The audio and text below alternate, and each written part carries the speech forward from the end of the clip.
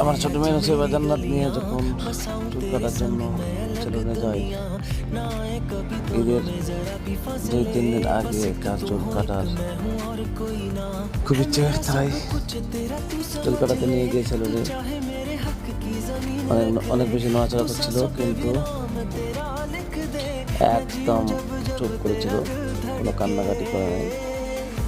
ওর বোন ছিল, আর সাথে আমি ছিলাম, এদিক ওদিক দেখছিল আর ভাবছিল আমার মাথায় কী করতেছে, বাট সে অনেক খুশি ছিল, কোনো ধরনের কান্নাকাটিও করে নাই এবং ভয়ও পায় নাই। যেহেতু আমরা সবাই ছিলাম, ওর মামা ছিল,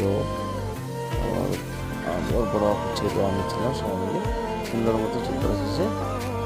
তো বাড়িতে বাসায় নিয়ে এসে সুন্দর মতো গোসল করে দিয়ে আয়না দেখে অনেক হাসে আর হাসতে থাকে।